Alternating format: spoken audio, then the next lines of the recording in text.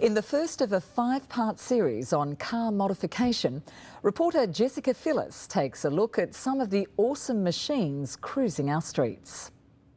This one features 24-carat gold. These can do something most cars can't. There are some that are about go, while others are just for show. One thing they all have in common is an amazing ability to turn heads. It's good fun to have a nice car that people look at and appreciate. Almost every part of a car can and has been modified. It's addictive. Once you start doing one thing, you just want to keep doing more and more.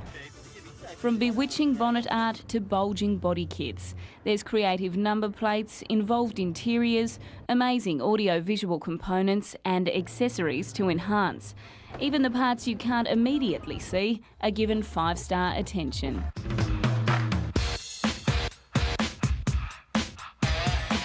Why, you might ask? Perhaps the question should be, why not?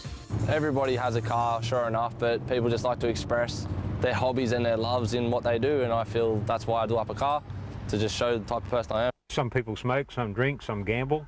At the end of the day, this is my vice. All too often, people with modified cars are frowned upon, typecast as hoons, rev heads, the names go on and on. But shouldn't things like creativity and self-expression be encouraged? What these people do could be classified as art. I like to be different, so I like to buy a car that no one else has actually got first and then do something different with it. No, it's not a scene just for P-platers. Anyone can be involved. Anyone, from all ages, all walks of life. Girls are in on the act too. I think, like, colour-wise and just creative-wise, women probably, you know, are a bit ahead in male sense. Some people spend their money on properties. Others buy clothes or lash out on expensive holidays. These people pour unbelievable amounts into their cars. About 35 grand. I'd say about $40,000. It's probably around $50,000 to get everything done to this. 80 grand, roughly, and I'd hate to add it up completely. As you can imagine, there's a healthy industry operating alongside this hobby-cum obsession. Tomorrow night, we speak to some of the very smart people cashing in on those car modifications. The high cost of individuality. Wow. Wow.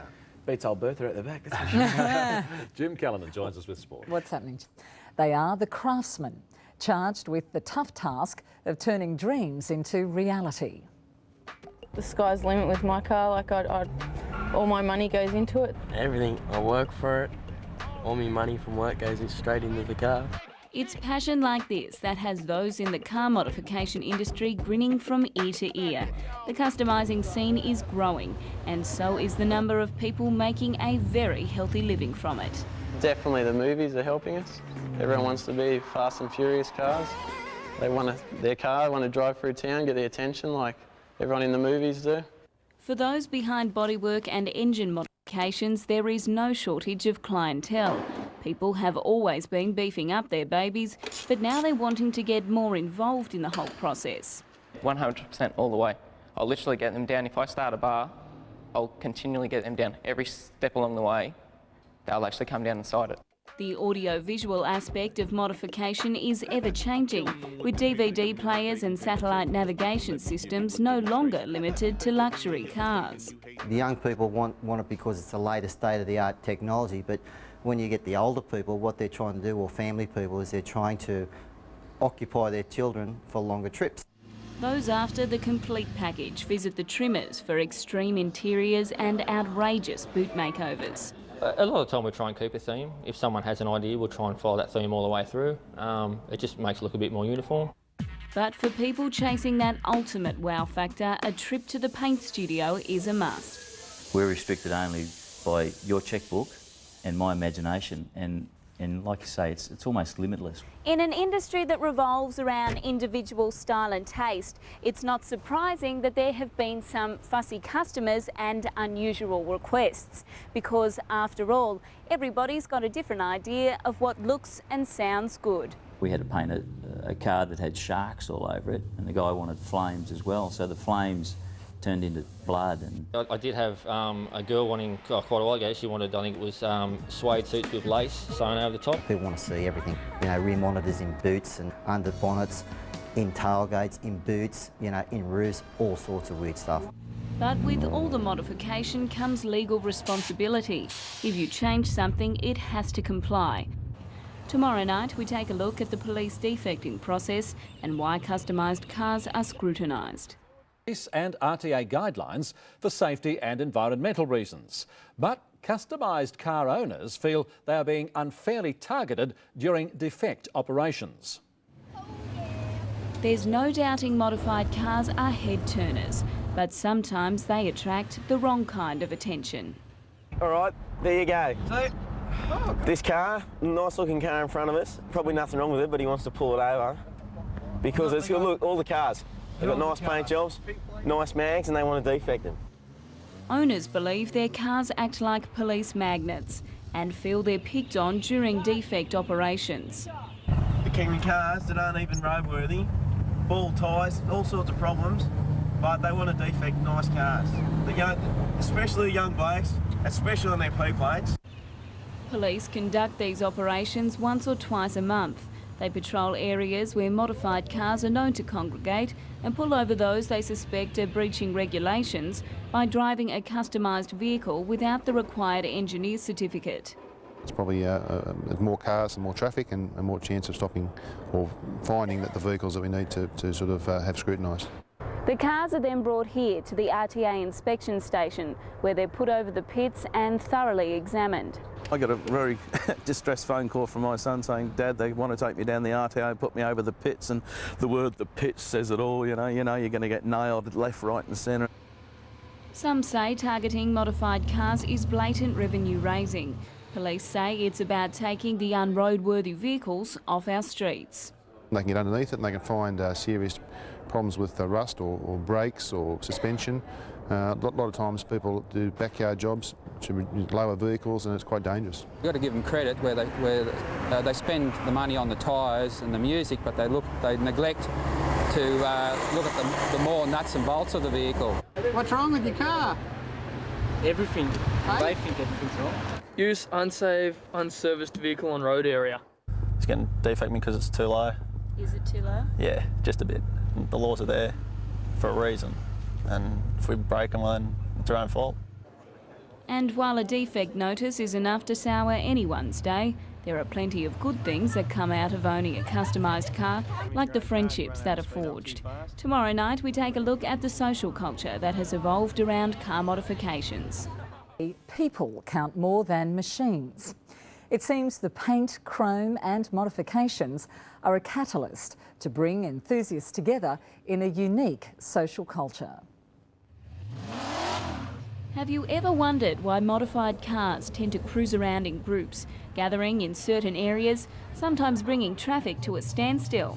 Whether it's in the sporting arena or at a patchwork quilt class, friendships are forged when people have things in common. So it's not surprising that customised car owners are mates with other customised car owners. People that are enthusiastic about cars come up and approach you and say, oh, well, you know, is that the new VYSS Commodore? And you go, yeah. And then they want to have a look over it, and the next thing you know, you're talking, and as a result, you meet friends. And friends do things together. These friends go cruising in their cars. And then we all sort of get together and meet at a servo, and then we leave from there and drive together. Two-way radios are a great thing in cars. Country barbecues are very popular. You know, drive up the coast to go to the beach, or down the coast to go to the beach, or if there's a car show going somewhere, they'll drive off to a car show. And before you complain about multicoloured congestion on our roads, consider what the procession line of fiberglass and rumbling mufflers could be all about. We did a toy run for the Samaritans childcare centres at the end of the year.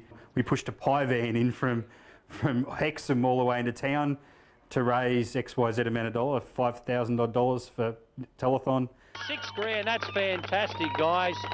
Unbelievable. We do charity runs with it, and we also go to different places like palliative care and so forth, and give the kids a chance to have a look at the car. We're not just hoons. We're out there trying to do things, and we're trying to add a positive contribution to community. The internet has revolutionised the way people with common interests can communicate. There are hundreds of Australian web-based forums dedicated to car enthusiasts, providing a platform to discuss all facets of car modification.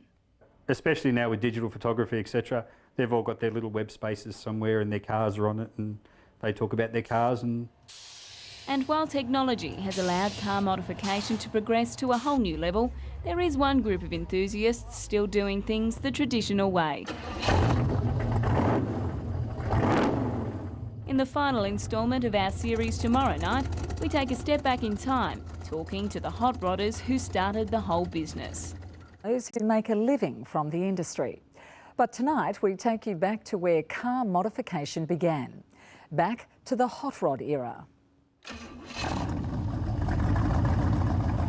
The fiberglass and engine-enhancing phenomenon certainly isn't something new. Ever since cars were introduced to the masses at the turn of the 20th century, people have been looking to improve them. Hot rodders are considered the pioneers of custom cars. For decades, they've been transforming rusted-out shells into awe-inspiring, drivable works of art. They're the guys who set it up for everybody else, and a lot of things we do today are exactly the same as what they did 20 years ago, 30 years ago even. We owe a lot to them. We can draw all kinds of parallels between custom cars then and the new breed of modifiers. The outrageous paint jobs, elaborate airbrush work, beefed up engines and eye-catching body kits have all survived the test of time, and attention to detail remains paramount. The thing we have in common is we like to be individuals, just like the idea of changing our cars to suit our own taste. However, there are a few things that separate the rodders from today's modifiers. Nowadays, it's a whole lot easier to customise a car. You can go to any shop, you can go in and say, I want this, and they'll build it for you. A couple of months later, you have the car of your dreams. Otherwise, some guys will spend 10, 15 years building a car at their own leisure. But the majority of rodders harbour no hard feelings for the new breed. In fact, they encourage it. I've got no problem with talking to fellas that's got these little 4-cylinders because they can do some unreal things with them as well as what we can do with ours. Some of them are absolutely brilliant cars. They're as good as any hot rod, some of them, and we can appreciate them and we hope they can appreciate us. And while today's modified cars in no way resemble the bulging beasts of the 20s and 30s, the camaraderie which envelops the scene and the satisfaction it brings car owners remains just as strong. Anyone can go out and buy a new car, but to drive a street rod or a hot rod, that you've done 90% of the work yourself, it's a really good feeling. I love it. It's my baby. It's a great feeling to drive a nice car, and it's even better to have other people enjoy it. Yep, they certainly attract attention, don't they? And That's that was a great series, It was wasn't a it? good Well done, series. Jessica Phyllis. Time for sport now. Yes,